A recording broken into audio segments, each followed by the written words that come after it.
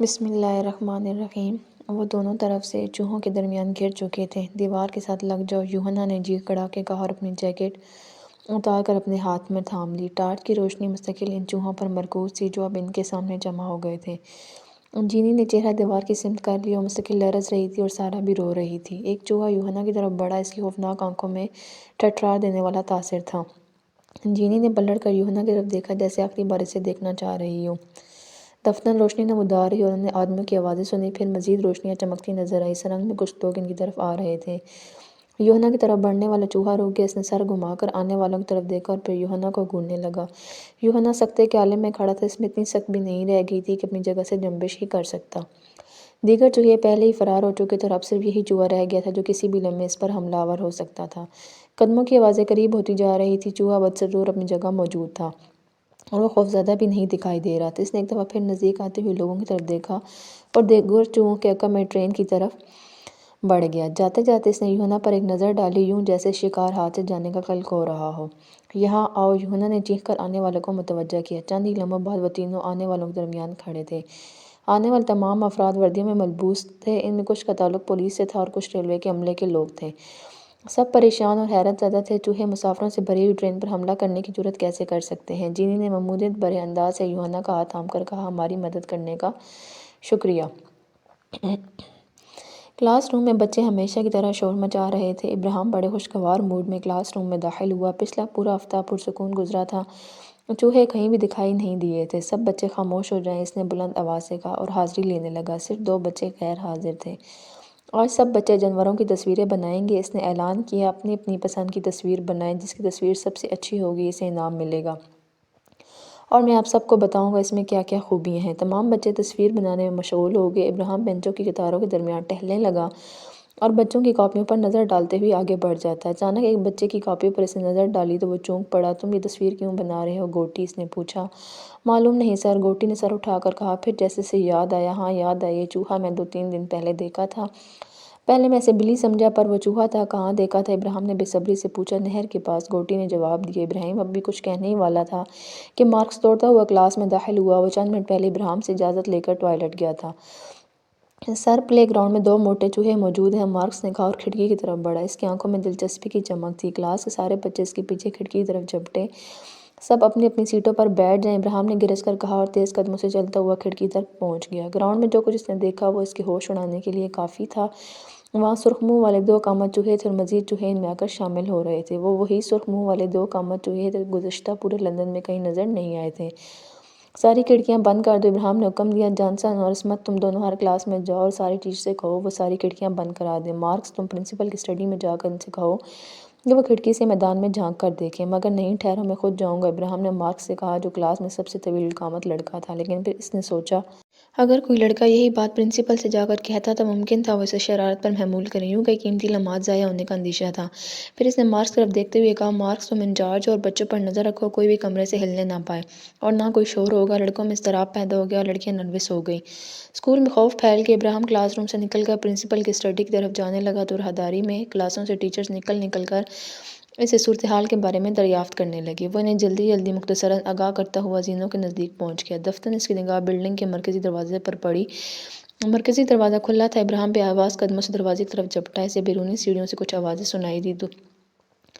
دوہرے پٹ والے صدر دروازے کے پٹ بند کرنے سے قبل ابراہیم نے باہر نگاہ ڈالی۔ دہلیز پر ایک چھوٹا بچہ کھڑا تھا اور پلٹ کر میدان کی طرف دیکھ رہا تھا جہاں اب تک 30 کے قریب چوہے جمع ہو چکے تھے۔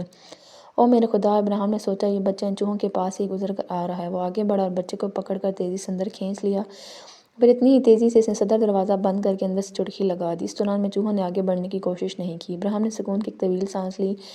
پلے گراؤنڈ میں بہت سے جانور ہیں سر، بچے نے پھیلی ہوئی آنکھوں کے ساتھ انکشاف کیا۔ اس کی آنکھوں میں کوئی خوف کا تاثر نہیں تھا۔ وہ کون سے جانور ہیں سر؟ پلے گراؤنڈ میں کیا کر رہے ہیں؟ ابراہیم کے پاس کوئی جواب نہیں تھا۔ اس نے بچے کا سوال نظر انداز کیا اور اسے گود میں اٹھا کر اوپری منزل پر لے جا کر اپنی کلاس میں جانے کی ہدایت کی۔ پہلی منزل پر راہداری میں جمع ہونے والے ٹیچرز کے تبصرے بنبناہٹ کی صورت میں اس کے کانوں میں پڑے۔ اس نے پرنسپل کے پاس جانے کے لیے اوپری منزل کا رخ کیا۔ 3 سیڑھیاں پھلانگتا ہوا جب وہ پرنسپل کے کمرے میں داخل ہوا تو ان سے ٹکراتے ٹکراتے بچا۔ پولیس کو فون کریں مسٹر مارٹن، اس نے تیزی سے کہا، مجھے اندیشہ ہے ہم مشکل میں پھنس گئے ہیں۔ پرنسپل اسے حیرت سے دیکھنے لگا۔ کیا وہ؟ جی ہاں، میرا اشارہ اسی مشکل کی طرف ہے۔ وہ دو اقامت چوہے ہیں، آدم خور چوہے۔ وہ دونوں اسٹڈی میں آئے، انہوں نے کھڑکی سے جھانک کر دیکھا۔ چوہوں کی تعداد کئی سو تک پہنچ چکی تھی، پورا میدان سیاہ ہو گیا۔ ابراہیم نے کہا، اس کے لہجے میں بے یقینی کا تاثر تھا۔ یہ کیا چاہتے ہیں؟ پرنسپل نے ابراہیم سے پوچھا، جیسے وہ چوہوں کے جمع ہونے کے مقصد سے واقف ہو۔ انہیں بچے چاہئیں، ابراہیم نے جواب دیا۔ پولیس جلد ہی پہنچ جائے گی۔ صورتحال سے نمٹنے کے لیے وہ کیا طریقے اختیار کرے گی، یہ ایک الگ معاملہ ہے۔ ہمیں تو اپنے طور پر حفاظتی اقدامات کر لینے چاہئیں۔ ہر دروازہ اور کھڑکی مضبوطی سے بند کر لیا جائے۔ بیلا کمرے میں داخل ہوئی، جس کے چہرے پر گھبراہٹ تھی۔ اب ہم کیا کریں گے؟ بیلا نے کہا، فی الحال تم تمام بچوں کو ٹاپ فلور پر پہنچا کر انہیں کسی کمرے میں محفوظ کر لو۔ ابراہیم نے بیلا سے کہا، مجھے اب بھی یقین نہیں آتا یہ سب ہمارے ساتھ ہو رہا ہے، مگر ہمیں وقت ضائع نہیں کرنا چاہیے۔ مسٹر مارٹا نے ابراہیم سے کہا، تم بلڈنگ میں داخل ہونے کے ہر ممکنہ راستے چیک کر لو۔ ابراہیم، میں ٹیچروں کو منتظم کرتا ہوں۔ پرنسپل کی ہدایت کے مطابق ابراہیم نے گراؤنڈ فلور کے ہر کلاس روم کی کھڑکی کو چیک کیا۔ وہ سب بند تھی۔ ابراہیم اس بات پر دل ہی دل میں خدا کا شکر ادا کر رہا تھا۔ گراؤنڈ فلور کی کھڑکیوں کے شیشوں کو فٹ بال سے محفوظ رکھنے کے لیے ہر کھڑکی پر ایندھنی گر لگا دی گئی تھی۔ کلاسوں کی کھڑکیوں کی طرف سے مطمئن ہو کر وہ اسٹاف روم کی طرف بڑھا۔ اسٹاف روم میں داخل ہوتے ہوئے اس نے دیکھا کھڑکی کھلی ہوئی ہے۔ چونکہ یہ کھڑکی عقبی سمت میں تھی جہاں اس کے شیشے فٹ بال سے ٹوٹنے کا خطرہ نہیں تھا، لہٰذا اس پر گرل بھی نہیں لگی تھی۔ اسٹاف روم کے فرش پر کھڑکی کے سامنے ہی ایک چوہا موجود تھا۔ ابراہیم دم بخود رہ گیا۔ پھر صورتحال کی نزاکت کا احساس ہوتے ہی اس نے پلٹ کر اسٹاف روم کا دروازہ بند کرنا چاہا۔ اسے ہر قیمت پر کھڑکی بند کرنا تھی۔ ابراہیم کو دیکھ کر چوہا اپنے پیروں پر کھڑا ہو گیا۔ اس کی اونچائی 2 فٹ اور دم کی لمبائی 1 فٹ کے قریب تھی۔ چوہے نے اپنا جسم سمیٹا اور ابراہیم پر چھلانگ لگا دی۔ اس کا نشانہ ابراہیم کی گردن تھی، لیکن ابراہیم پہلے ہی حرکت میں آ چکا۔ اس نے نزدیکی کرسی اٹھائی اور ہوا میں گھما دی۔ کرسی ہوا میں چوہے سے یوں ٹکرائی جیسے کرکٹ کا بلہ گیند سے ٹکراتا ہے۔ چوہا اچھل کر دور جا گرا، لیکن وہ پیروں کے بل ہی گرا۔ زمین پر گرتے ہی چوہا پلٹ کر دوبارہ ابراہیم کی طرف لپکا۔ ابراہیم نے ہاتھ میں موجود کرسی چوہے کی پشت پر ماری۔ کرسی ٹوٹ گئی، مگر ابراہیم کو یہ اندازہ لگانے کی دیر نہیں لگی، وار کاری ثابت نہیں ہوا۔ تاہم اسے اتنا موقع مل گیا، وہ آتش دان میں سے ایک لکڑی اٹھا لایا اور چوہے کے سنبھلنے سے قبل ہی دیوانہ وارث پر لکڑیاں برسانے لگا۔ وہ خوفزدہ نہیں تھا، بلکہ وہ تو شدید نفرت کے عالم میں اس پر ضربے لگا رہا تھا۔ چوہے کو انجام تک پہنچا کر وہ کھڑکی طرف مڑا۔ ایک اور چوہا موجود تھا۔ ابراہیم نے بلا تعمل لکڑی سے حملہ کیا، اسے کھڑکی سے نیچے گرا دیا۔ ابراہیم نے کھڑکی بند کر دی۔ اس کھڑکی کے شیشے میں باریک تاروں کا جال تھا، وہ ٹوٹنے سے محفوظ رہے۔ مطمئن ہو کر ابراہیم اسٹاف روم سے باہر نکل آیا۔ دروازہ اس نے باہر سے لاک کر دیا۔ ہال میں پہنچ کر اس نے دیکھا بیلا اور دوسرے ٹیچرز بچوں کو سیڑھیوں سے اوپر منزل کی طرف لے جا رہے ہیں۔ تم خیریت سے ہو؟ بیلا لپک کر اس کی طرف بڑھی۔ ہاں، میں نے ایک چوہے کو مارا ہے۔ اسے احساس ہوا اس کے ہاتھ میں خون آلود لکڑی اب تک موجود ہے۔ اب عمارت پوری طرح محفوظ ہوگی، جلد ہی پولیس یہاں موجود ہوگی، پرنسپل نے بڑے یقین سے کہا۔ پرنسپل تیزی سے مڑے اور تہہ خانے کی طرف دوڑ پڑے۔ تہہ خانے کی سیڑھیوں پر پہنچ کر وہ بولے، ٹھیک ہوگا۔ پرنسپل نے کہا، تہہ خانے میں عمارت کے منتظم مسٹر جیکن ہیں، میں نے ان سے شکایت کی تھی، پیر کی صبح عموماً پانی بہت ٹھنڈا۔ وہ یکدم خاموش ہو گئے۔ ابراہیم ان کی بات سنے بغیر تہہ خانے کی سیڑھیوں پر اترا چلا جا رہا تھا۔ تہہ خانے کے دروازے پر پہنچ کے ابراہیم نے دروازے سے کان لگائے اور کچھ سننے کی کوشش کرنے لگا۔ ہونٹوں پر انگلی رکھ کر پرنسپل کو خاموش رہنے کا اشارہ کیا۔ اوہ، کیا حماقت ہے! پرنسپل نے ابراہیم کو بازو سے پکڑ کر ایک طرف ہٹایا۔ وہ اندر چلتے ہیں۔ انہوں نے دروازے کے ہینڈل پر ہاتھ رکھ کر اسے گھمایا۔ جیکسن، کیا تم یہاں ہو؟ لیکن الفاظ ان کے حلق میں گھٹ کر رہ گئے۔ تہہ خانے کے فرش پر سیاہ رنگ کے چوہے دندناتے پھر رہے تھے۔ تہہ خانے کے اوپر حصے میں پلے گراؤنڈ کے رخ پر کھلنے والی چھوٹی سی کھڑکی کھلی ہوئی تھی اور اس میں مزید چوہے کود کود کر اندر آ رہے تھے۔ سارے چوہے فرش پر کچھ کھانے میں مگن تھے۔ ابراہیم اور پرنسپل کو وہ چیز نظر نہ آئی جو چوہے کھا رہے تھے، لیکن ان چوہوں کے درمیان ایک سیاہ بوٹ نظر آ گیا جو جیکسن کا تھا۔ ابراہیم نے پرنسپل کو پکڑ کر باہر کھینچا۔ دروازہ بند کرنے کی کوشش کی، مگر دیر ہو گئی۔ چوہے دروازے کی طرف لپکے اور چوہے دروازہ بند ہونے سے پہلے ہی باہر نکلنے میں کامیاب ہو چکے تھے، جبکہ ایک چوہا دروازے اور چوکھٹ کے درمیان پھنس گیا۔ دروازہ بند کرنے سے قبل اس نے ٹھوکر ماری اور تیزی سے تہہ خانے میں واپس دھکیل کے دروازہ بند کر دیا۔ اس نے سر گھما کر دیکھا، دونوں چوہے سیڑھیوں سے اوپر جا رہے تھے۔ خدا، یہ بہت خوفناک ہیں! ابراہیم نے پرنسپل کی آواز سنی، اگر وہ بچے تک پہنچ گئی۔ ابراہیم نے کہنا چاہا، میں انہیں روک دوں گا۔ ابراہیم، تم دروازے کے سامنے کوئی چیز لگاؤ، اگرچہ بہت مضبوط ہے دروازہ، مگر ہمیں کوئی خانہ خالی نہیں چھوڑنا چاہیے۔ پرنسپل نے ایک عزم کام مکمل ہوتے ہی تم اوپر آ جانا۔ پرنسپل کے جانے کے بعد اس نے کسی چیز کی تلاش میں نگاہ دوڑائی جس دروازے کے سامنے لگا سکے۔ محتاط انداز میں جھانکا۔ اسٹور روم میں کوئی کھڑکی نہیں تھی، لہٰذا وہ محفوظ تھا۔ اس نے لائٹ جلا دی۔ میزیں، کرسیاں، بلیک بورڈ بکھرے پڑے تھے۔ اس نے ایک بھاری میز گرائی، اسے دھکیلتا ہوا تہہ خانے کے دروازے تک لے گیا۔ میز کو دروازے کے آگے پھیلایا۔ میز نے دروازے کی پوری چوڑائی کو گھیر لیا۔ وہ واپس اسٹور روم میں آیا۔ دیوار کے ساتھ ایک پرانا ریڈیئیٹر رکھا دیکھ کر اس کی آنکھیں چمکنے لگیں۔ وہ ریڈیئیٹر کو گھسیٹتا ہوا باہر لایا اور میز کے ساتھ لگا دیا۔ دفتر اس نے ایک چینخ سنی۔ اس نے زمین پر پڑی ہوئی لکڑی اٹھائی اور اوپر کی طرف دوڑ پڑا۔ پرنسپل فرش پر گرے ہوئے 2 حملہ آور چوہوں کے خلاف جدوجہد کر رہے تھے۔ سارے بچے اوپری منزل پر جا چکے تھے۔ ایک چوہا پرنسپل کے حلق پر حملہ کرنے کی کوشش کر رہا تھا، جسے وہ اپنے چہرے سے دور رکھنے کی کوشش کر رہے تھے، جبکہ دوسرا چوہا ان کے پہلو پر حملہ آور تھا۔ میری مدد کرو، پرنسپل ابراہیم کی طرف سر گھما کر بولا۔ ابراہیم دوڑا، اس نے پرنسپل پر موجود چوہے کو لکڑی رسید کی۔ چوہے کے منہ سے ایک باریک مگر بہت تیز چینخ نکلی۔ پرنسپل کے گوشت میں بیہوش اس کے دانت باہر نکل آئے۔ چوہے کی پشت کی ہڈی ٹوٹ گئی، مگر اس نے پھر بھی رینگ کر ابراہیم کی طرف بڑھنے کی کوشش کی۔ ابراہیم نے اپنے بوٹ سے اس کا سر کچل دیا۔ دوسرا چوہا پرنسپل سے بری طرح گتھا ہوا تھا، اس پر حملہ نہیں کیا جا سکتا تھا، چنانچہ ابراہیم نے لکڑی ایک طرف پھینکی۔ اس نے چوہے کو ہاتھوں کی مدد سے نمٹنے کا فیصلہ کیا۔ پرنسپل کے نزدیک پہنچ کر اس نے چوہے کی پشت گردن کے نزدیک سے جکڑ لی۔ اس نے چوہے کو اٹھایا، لیکن بدقسمتی سے پرنسپل نے بھی چوہے کو پکڑ رکھا تھا۔ اسے چھوڑ دیں، اسے چھوڑ دیں، ابراہیم چلایا، مگر پرنسپل صاحب شاید انتہائی خوف کے عالم میں اپنے سماعت بھی کھو بیٹھے تھے۔ وہ چوہے کے ساتھ اٹھتے چلے آئے۔ ابراہیم نے ایک پیر ان کے سینے پر رکھا اور چوہے کو زور سے کھینچا۔ چوہے پر پرنسپل کی گرفت ختم ہو گئی، وہ زمین پر گر گئے۔ ابراہیم نے چوہے کو بڑی مضبوطی سے جکڑ رکھا تھا، پوری کوشش اس بات پر صرف کر رہا تھا کہ اسے خود سے دور رکھے۔ چوہا آزاد ہونے کی کوشش کر رہا تھا، اس کا وزن بہت زیادہ تھا۔ ابراہیم کی جیکٹ اور قمیض چوہے کے پنجوں کی زد میں آ گئی۔ وہ اسے خود سے دور رکھنے کی کوشش کرتا ہوا اسے پشت سے مضبوطی سے پکڑے ہوئے ابراہیم گھٹنوں کے بل اٹھا اور چوہے کو دوبارہ زمین پر رکھ دیا۔ اس نے پرنسپل کو رینگ کر دیوار کی طرف جاتے دیکھا۔ ان کی نگاہ مستقل چوہے پر جمی تھی۔ ابراہیم کے کانوں میں پولیس کار کے سائرن کی آواز آئی۔ پتہ نہیں یہ کمبخت کہاں مر گئے تھے، اس نے سوچا۔ اب میں اس چوہے کا کیا کروں؟ اس نے متوقع نظروں سے ادھر ادھر دیکھا، ممکن ہے اسے کوئی حل سوجھ جائے۔ اسے یوں محسوس ہو رہا تھا جیسے چوہا اس کی گرفت سے نکل جائے گا۔ ایک بار اگر چوہا اسے کاٹ لیتا تو اس کا مرنا یقینی ہو جاتا۔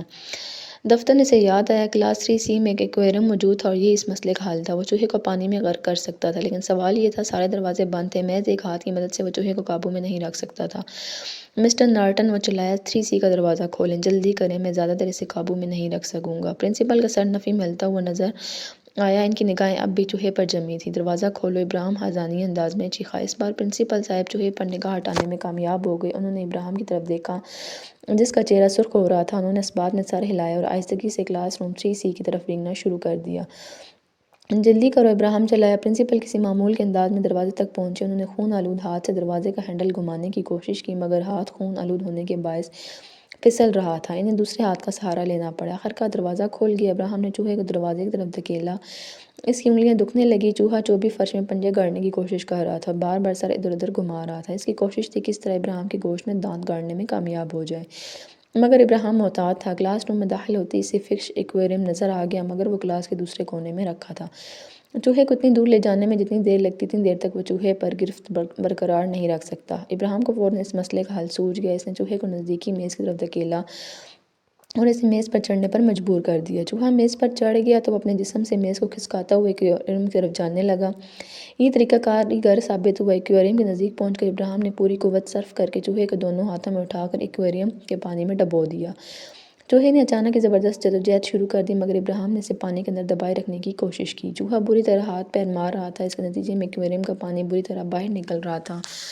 ابراہیم کو اندیشہ محسوس ہونے لگا، کہیں ایکویریم کا پانی ختم نہ ہو جائے یا اس کی اپنی طاقت جواب نہ دے دے۔ یہ بھی اندیشہ تھا ایکویریم کی شیشے کی دیوار نہ ٹوٹ جائے، لیکن رفتہ رفتہ چوہے کی جدوجہد کم ہوتی چلی گئی اور وہ بالکل ہی ساکت ہو گیا، مگر ابراہیم مزید کچھ دیر اسے دبائے کھڑا رہا۔ ابراہیم نے کھڑکی کے شیشے سے باہر جھانک کر دیکھا، باہر کئی پولیس کاریں موجود تھیں۔ نیلی وردی میں ملبوس پولیس والے اسکول کے گیٹ کے سامنے کھڑے تھے۔ ابراہیم نے چوہے کے مردے جسم کو چھوڑ دیا، پرنسپل کی طرف بڑھا، جو دونوں ہاتھوں سے سر تھامے دروازے پر بیٹھے تھے۔ سب ٹھیک ہو چکا ہے سر، پولیس پہنچ چکی ہے، جلد صورتحال پر قابو پا لیا جائے گا، پرنسپل کے جسم کو تھپک کر بولا۔ یہ سب کس قدر دہشت ناک تھا، پرنسپل نے سر اٹھا کر کہا۔ وہ چوہے میرے انتظار کر رہے تھے، بلکہ اوپر میرے منتظر تھے۔ ابراہیم کی سمجھ میں نہیں آیا انہیں کیسے تسلی دے۔ ایسے شخص کو تسلی دینا اس کے بس سے باہر تھا، جس کے بارے میں اسے معلوم تھا وہ صرف 24 گھنٹوں کا مہمان ہے۔ اوپر چلیں سر، ہم وہاں زیادہ محفوظ رہیں گے۔ ابراہیم نے سہارا دے کر کھڑا کیا اور انہیں لے کر ہداری کے دروازے کی طرف بڑھا۔ ابراہیم نے دروازہ کھولنے کی کوشش کی تو اسے پتہ چلا وہ مقفل ہے۔ دروازہ کھولو، ابراہیم نے دروازہ پیٹتے ہوئے چلایا۔ انہوں نے نزدیک آتے ہوئے قدموں کی آوازیں سنیں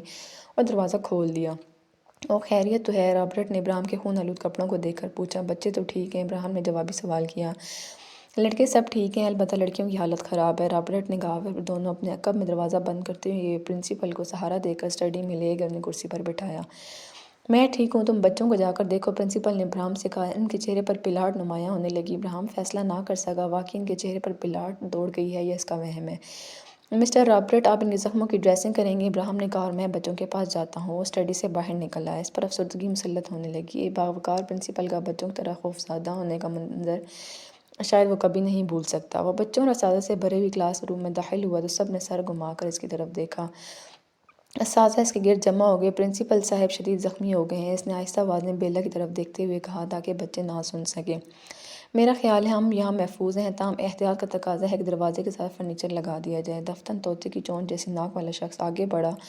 وہ گرمبل تھا۔ ڈپٹی ہیڈ ماسٹر کی حیثیت سے میں تمہیں حکم دیتا ہوں کہ یہ وقت اندرونی سیاست کے لیے قطعی غیر موزوں ہے۔ ابراہیم نے اسے بری طرح جھڑک دیا۔ بیلا سمیت کچھ نوجوان ٹیچروں نے مسکراہٹیں چھپانے کے لیے منہ دوسری طرف پھیر لیے۔ گرمبل ان سب کے لیے ناپسندیدہ شخصیت تھا۔ گرمبل مڑا اور دندناتا ہوا کلاس سے نکل گیا۔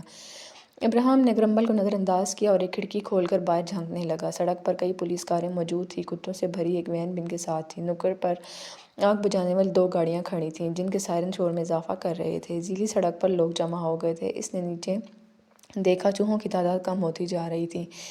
وہ حیران رہ گیا، لیکن پھر فوراً ہی وجہ بھی اس کی سمجھ آ گئی۔ چوہے تہہ خانے کی کھڑکی سے تہہ خانے میں جانے کے لیے کود رہے تھے، اس لیے ان کی تعداد کم ہوتی جا رہی تھی۔ دیگر چوہے بلڈنگ کی عقبی سمت کا رخ کر رہے تھے۔ ابراہیم نے اندازہ لگایا اسٹاف روم کی کھڑکی ان کا ہدف ہے۔ دفتر اس نے ایک آواز سنی۔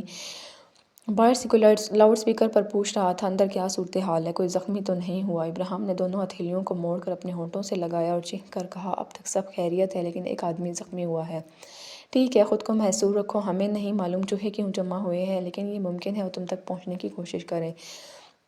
لاؤڈ سپیکر برادر پولیس والا مڑ کر اپنے ساتھیوں سے کچھ باتیں کرنے لگا، پھر دوبارہ مڑا۔ ان لاؤڈ سپیکر ہونٹوں سے لگایا اور ہم ان پر کتے چھوڑنے جا رہے ہیں۔ جتنی دیر کتے انہیں الجھائے رکھیں گے، اتنی دیر میں ہم فائر انجنوں کی سیڑھیوں کے ذریعے بچوں کو باہر نکال لیں گے۔ یقیناً وہ چوہوں کے کاٹنے کی ہلاکت خیزی سے آگاہ تھا، تب بھی وہ کوئی خطرہ مول لینے سے گریز کر رہا تھا۔ نہیں، ابراہیم نے جواباً چیخ کر کہا، ان سیڑھیوں کے ذریعے تم سارے بچوں کو باہر نہیں نکال سکو گے، اور چوہوں کے سامنے تمہارے کتے 5 منٹ بھی نہیں ٹھہر سکیں گے۔ خوف و ہراس مت پھیلاؤ، میں پھر دہراتا ہوں، خوف و ہراس مت پھیلاؤ۔ جلدی ماہرین پہنچنے والے ہیں، ہمیں یقین ہے وہ چوہوں سے نپٹنے کے لیے گیس کا استعمال کریں گے۔ برائے مہربانی پرسکون رہو۔ سنو، ابراہیم نے چلا کر کہا، آگ بجھانے والے پائپ استعمال کرو، تہہ خانے اور نچلی کلاسوں کو پانی سے بھر دو، کم از کم ان میں ابتری تو پھیلے گی۔ ابراہیم نے لاؤڈ سپیکر برادر پولیس والے کو، جس کے بارے میں اسے اندازہ تھا وہ چیف انسپکٹر ہے، ایک فائر مین سے بات چیت کرتے دیکھا۔ پھر فائر مین پلٹا اور آگ بجھانے والے پائپ استعمال کیے جانے لگے۔ اس دوران میں کتے چوہوں کو دیکھ دیکھ کر بے قابو ہوئے جا رہے تھے۔ کس طرح 2 کتے آزاد ہو گئے۔ ان میں سے ایک کتے نے چوہے کو گردن سے پکڑا، اسے 2-3 جھٹکے دیے اور ہوا میں اچھال دیا۔ دوسرا کتا چوہوں کے درمیان گھس گیا۔ وہ اپنے جبڑے سے مسلسل ان پر حملے کر رہا تھا۔ یہ کھیل زیادہ دیر جاری نہ رہ سکا۔ چوہوں نے انہیں زیر زمین گرا لیا اور کتوں کی کھال خون آلود نظر آنے لگی۔ دونوں کتے کئی بار زمین سے اٹھنے میں کامیاب بھی ہوئے، مگر ہر بار چوہوں نے انہیں دوبارہ گرا لیا۔ یہ منظر دیکھ کر پولیس والوں نے مزید 10 کتے آزاد کر دیے۔ وہ آزاد ہوتے ہی چوہوں کے غول پر جھپٹ پڑے۔ ان میں سے ایک کتا، جو زیادہ جوشیلا تھا، سیدھا تہہ خانے کی کھڑکی کی طرف لپکا، پھر خود کو کنٹرول نہ رکھ سکا اور اندر جا گرا۔ ابراہیم اس کتے کے انجام کو تصور کر کے ہی لرز اٹھا۔ کتے بہت بہادر تھے، مگر دیو قامت چوہوں کی کثیر تعداد کے پیش نظر ان کا اور کتوں کا کوئی مقابلہ نہیں تھا۔ جلد ہی وہ سب چوہوں کے ہاتھوں مارے گئے۔ ان میں کچھ نے بھاگنے کی کوشش کی، مگر کامیاب نہیں ہو سکے۔ پولیس والے الگ مضطرب تھے۔ انہیں سختی سے حکم دیا گیا تھا چوہوں سے دور رہیں۔ ان کے درمیان چیف انسپکٹر وہ واحد آدمی تھا جو چوہوں کی ہلاکت خیزی سے واقف تھے۔ اسے یہ ہرگز پسند نہیں تھا اس کا کوئی بھی آدمی بلا وجہ مارا جائے۔ جلد ہی آگ بجھانے والے پائپ پانی اگلتے نظر آئے۔ ایک پائپ سے ملتی ہوئی پانی کی موٹی دھار نے گراؤنڈ کا ایک حصہ صاف کر دیا۔ گراؤنڈ کا وہ حصہ جہاں کتوں کا خون بک رہا تھا اب صاف ہو چکا تھا۔ اس کے بعد پانی کی دھار تہہ خانے کی کھڑکی پر پڑنے لگی۔ کچھ چوہے تہہ خانے کے اندر جا پڑے، باقی اچھل کر اسکول کی عمارت کی دیوار سے ٹکرائے۔ اب مزید چوہے تہہ خانے میں داخل نہیں ہو سکتے تھے۔ چوہوں میں افراتفری مچ گئی اور تیزی سے فرار ہونے کے چکر میں آپس میں الجھ کر رہ گئے۔ ایک پائپ سے نکلنے والی پانی کی دھار نے نچلی منزل کی ایک اور کھڑکی کا شیشہ توڑ دیا اور پانی تیزی سے نچلی منزل میں بھرنے لگا۔ بچے کھڑکیوں کے پاس آ گئے۔ انہوں نے چوہوں میں کھلبلی مچتے دیکھی تو ان کے ہونٹوں پر مسکراہٹ کھلنے لگی۔ ابراہیم بچوں کے ہجوم میں راستہ بناتا ہوا دروازے تک آیا۔ ذرا دیر کے لیے یہ فرنیچر ہٹاؤ، میں ذرا پرنسپل صاحب کی خیریت دریافت کر لوں۔ میرے جانے کے بعد دروازہ سختی سے بند کر لینا، فرنیچر دروازے کے ساتھ لگا دینا۔ اس نے پرنسپل کے کمرے کا دروازہ کھولا تو دیکھا تو اس کے ہوش اڑ گئے۔ وہ جھپٹتا ہوا ان کے کمرے میں پہنچا اور دیکھ کر اس نے سکون کا سانس لیا۔ رابرٹ اب ان کے نزدیک موجود ہے۔ اب ان کی حالت بہتر محسوس ہو رہی ہے۔ رابرٹ نے گیلے کپڑے سے پرنسپل کا چہرہ پونچھتے ہوئے کہا، ٹھیک ہے، میں دروازے چیک کرنے جا رہا ہوں۔ میرے جانے کے بعد تم یہ دروازہ بند کر لینا۔ پھر وہ باہر نکلا، سیڑھیوں کی طرف بڑھا۔ دروازہ کھولتے وقت وہ بہت محتاط تھا۔ بڑی احتیاط اور نہایت آہستگی سے اس نے دروازہ کھول کر سیڑھیوں پر جھانکا۔ راستہ صاف تھا، وہاں کوئی چوہا نظر نہیں آ رہا تھا۔ دروازے سے گزرا، اپنے عقب میں دروازہ بند کرتا ہوا سیڑھیوں سے اترتا ہوا نچلی منزل کی طرف بڑھا۔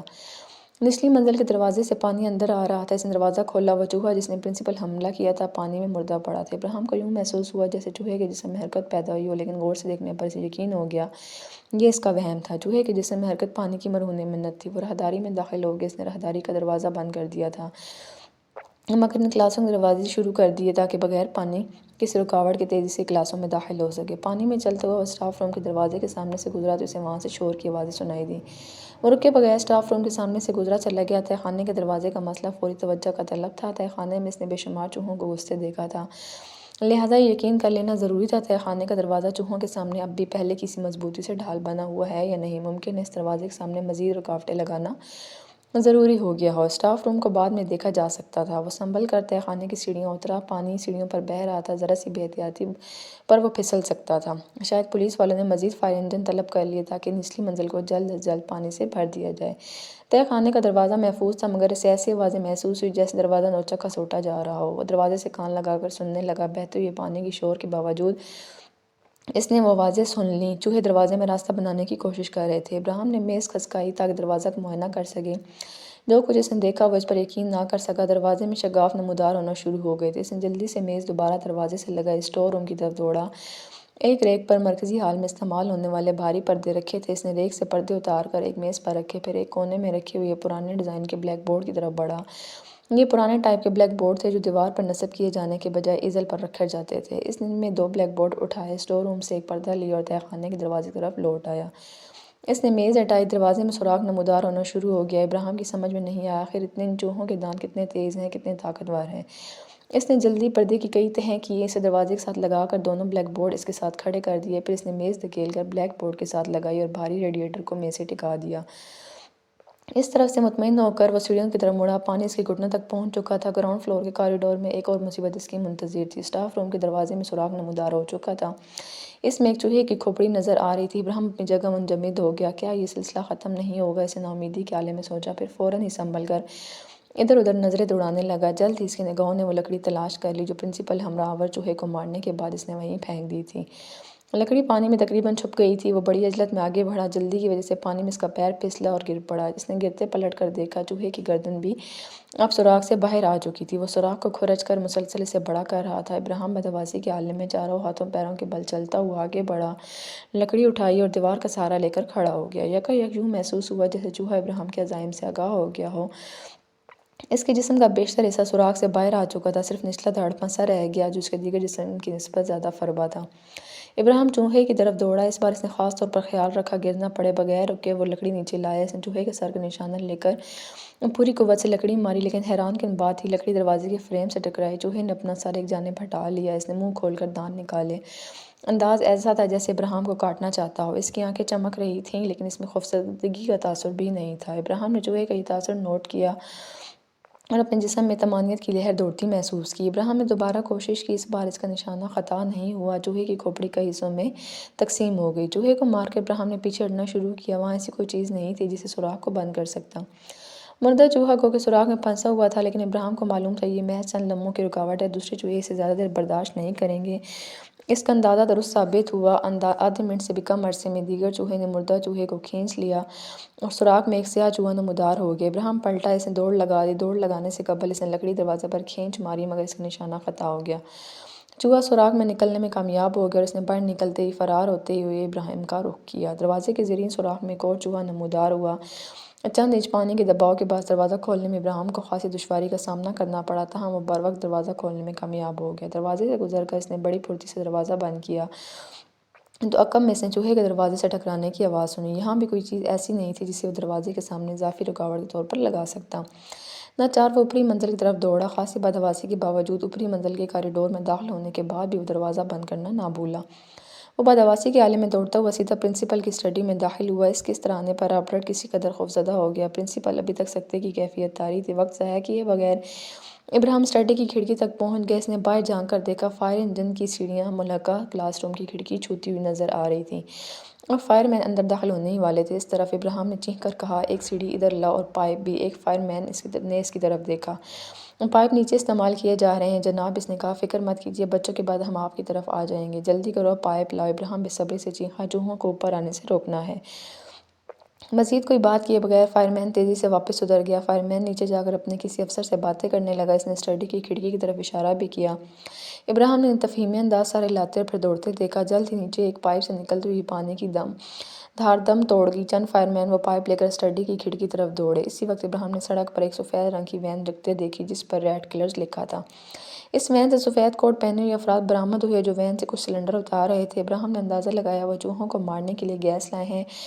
پوری سڑک پولیس کاروں، آگ بجھانے والی گاڑیوں اور ایمبولینس گاڑیوں سے بھری تھی۔ پائپ برادر فائر مین اسٹڈی کی کھڑکی تک پہنچ گیا۔ ابراہیم نے اسے اندر آنے میں مدد دی۔ چوہوں کا خطرہ کس طرف سے ہے؟ فائر مین نے ادھر ادھر دیکھتے ہوئے پوچھا۔ اس نے رابرٹ اور پرنسپل کو بالکل نظر انداز کر دیا تھا۔ میرے ساتھ آؤ، ابراہیم نے کھڑکی سے مزید پائپ کھینچتے ہوئے کہا اور اس نے دیکھا کچھ اور فائر مین سیڑھی سے اوپر آ رہے ہیں۔ ابراہیم پلٹ کر فائر مین کے ساتھ کاریڈور میں آ گیا۔ ایک منٹ ٹھہرو۔ دروازے کے پاس پہنچ کر اس نے فائر مین سے کہا پہلے میں جھانک کر دیکھ لوں۔ ابراہیم نے احتیاط سے دروازہ کھول کر جھانکا۔ سیڑھیاں سنسان پڑی تھیں اور نچلی منزل کا کاریڈور کا دروازہ بھی بند تھا۔ فائر مین نے نچلی منزل کے دروازے سے آتی ہوئی آوازیں سن کر متحیرانہ انداز میں ابراہیم کی طرف دیکھا۔ میرے خدا، کیا یہ چوہے ہیں؟ ہاں، ابراہیم نے جواب دیا۔ یہ چوہے ہیں جو دروازے میں اپنا راستہ بنانے کی کوشش کر رہے ہیں اور انہیں زیادہ دیر نہیں لگے گی۔ ان کے دانت برقی آری کی مانند تیز ہیں۔ ٹھیک ہے، پانی کی سطح بھی تیزی سے بڑھ رہی ہے، فائر مین نے اپنا ہیلمٹ درست کرتے ہوئے کہا۔ ابراہیم نے سر کو اثباتی جنبش دی۔ سیڑھیوں پر 3 4 5 کے قریب پانی نظر آ رہا تھا۔ تہکم خانہ اب تک پانی سے بھر چکا ہوگا۔ پانی کی دھار چوہوں کو باہر نکلنے سے روک رہی ہوگی۔ انہوں نے اپنے عقب میں قدموں کی آوازیں سنی۔ 3 پولیس والے، ایک سارجنٹ اور 2 فائر مین کی طرف آ رہے تھے۔ ابراہیم نے وہیں رکنے کا اشارہ کیا۔ چوہے دروازہ توڑنے کی کوشش کر رہے ہیں۔ اگر تم میں سے ایک آدمی کھڑکی پر چلا جائے، دوسرا اسٹڈی کے دروازے پر رہے اور تیسرا سیڑھیوں پر موجود ہو تو ہم ایک دوسرے کو سگنل لے کر صحیح وقت پر پانی کی دھار استعمال کر سکتے ہیں۔ ابراہیم نے مشورہ دیا۔ مشکل یہ ہے، پائپ میں موڑ آ جانے کے باعث ہم آدھا پریشر استعمال کر سکیں گے۔ ابراہیم کے پاس موجود فائر مین نے کہا اگر ہم نے پورا پریشر استعمال کرنے کی کوشش کی تو پائپ سیدھا ہو جائے گا۔ ہمیں یہ کوشش کرنی چاہیے۔ پائپ کے ہر موڑ کو کوسی شکل میں رکھیں۔ ابراہیم نے کہا تو سارجنٹ حیرت سے اسے دیکھنے لگا۔ ہاں، اس طرح زیادہ پریشر استعمال ہو جائے گا۔ ان سب نے مل کر پائپ کو ہر موڑ پر اس طرح تھاما کہ وہ ہر موڑ پر کوسی صورت اختیار کر گیا۔ پانی طاقت کے ساتھ آئے گا تو پانی کی دھار میرے سیدھے ہاتھ کی جانب والی دیوار پر پڑے گی۔ ابراہیم کے پاس موجود فائر مین نے اپنے ساتھی فائر مین سے کہا میں اس طرف سے پائپ سنبھالوں گا اور تم دوسری طرف سے۔ اسے سیدھا رکھنے میں میری مدد کرو گے۔ سارجنٹ نے فائر مینوں اور اپنے ساتھ آنے والے 2 پولیس والوں کو پائپ کے ساتھ مخصوص جگہوں پر تعینات کر دیا۔ اب ہمیں چوہوں کا انتظار کرنا ہے، اس نے کہا۔ وہ لوگ خاموشی سے چوہوں کا انتظار کرنے لگے۔ ان کی آنکھوں کے سامنے دروازے میں نمودار ہونے والے چھوٹے چھوٹے شگاف بڑھتے جا رہے تھے۔ کھرچ کھرچ اور کھٹ کھٹ کی آوازیں تیز ہونے لگیں۔ او خدایا! ایک فائر مین نے اپنے سینے پر سلیب کا نشان بنانے لگا تو ابراہیم کو ایسا محسوس ہوا جیسے وہ چوہوں کا نہیں بلکہ اپنی موت کا انتظار کر رہے ہوں۔ پوری طرح تیار ہو، فائر مین چلایا۔ ہاں، سارجنٹ بولا، اور یہ صبح سے دوسرا موقع ہے۔ کیا مطلب؟ ابراہیم نے تیزی سے پوچھا۔ ان چوہوں نے مسافروں سے بھری ہوئی ایک ٹرین پر حملہ کر دیا تھا۔ ہمیں ان کی طاقت کا اندازہ نہیں تھا۔ اگر میں وہ منظر نہ دیکھتا تو اب بھی یقین نہ کرتا۔ مسافروں سے بھری ہوئی ٹرین، چوہوں نے ٹرین پر حملہ کر دیا تھا۔ ابراہیم نے سارجنٹ کو بے یقینی سے گھورا۔ میں اس بات پر یقین نہیں کر سکتا، یہ ایک ٹھوس حقیقت ہے، سارجنٹ بولا۔ ان مسافروں میں سے صرف 3 مسافر ہی زندہ بچ سکے تھے۔ سمجھ نہیں آتا یہ طوفان کہاں جا کے تھمے گا۔ ابراہیم حیرت سے سارجنٹ کی طرف دیکھنے لگا جو دروازے پر کانپنے ہوئی نظریں جمائے کھڑا تھا۔ انہوں نے لکڑی ٹوٹنے کی آواز سنی۔ دروازے میں ایک سوراخ نمودار ہونے لگا۔ رائٹ! فائر مین چلایا۔ Right right right! دوسرے لوگوں کی آوازیں گونج سنائی دیں۔ ایک چوہا سوراخ سے نکلنے کی کوشش کر رہا تھا۔ پچکے ہوئے پائپ میں پانی بھرنا شروع ہوا تو وہ پھولنے لگا۔ فائر مین نے فوری طور پر اس کا رخ سوراخ کی طرف کر دیا۔ پانی کی موٹی تیز دھار دروازے میں نمودار ہونے والے سوراخ سے ٹکرائی مگر لمحاتی تاخیر ہو گئی۔ چوہا سوراخ سے نکلنے میں کامیاب ہو گیا۔ فائر مین نے بکھلا کر پائپ کا رخ نیچے کی طرف کر دیا۔ پانی کی دھار چوہے پر پڑی اور وہ اچھل کر دیوار سے جا ٹکرایا۔ دروازے پر توجہ دو ورنہ مزید چوہے باہر نکل آئیں گے، ابراہیم چیخا مگر اتنی دیر میں ایک اور چوہا سوراخ سے نکلنے میں کامیاب ہو چکا تھا۔ فائر مین نے پائپ کا رخ دوبارہ سوراخ کی طرف موڑ دیا۔ تیز دھار نے سوراخ کو ڈھانپ لیا بلکہ سوراخ اور بڑا ہونے لگا۔ لکڑی کے آدھ قطرے ٹکڑے ٹوٹ ٹوٹ کر اندر جا رہے تھے۔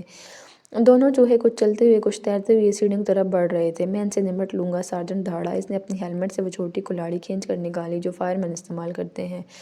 کلہاڑی ہاتھ میں لے کر وہ چوہوں کی طرف بڑھا۔ اسے وقت فراہم کرنے کے لیے فائر مین نے ایک لمحے کے لیے پائپ کا رخ چوہوں کی طرف کر دیا۔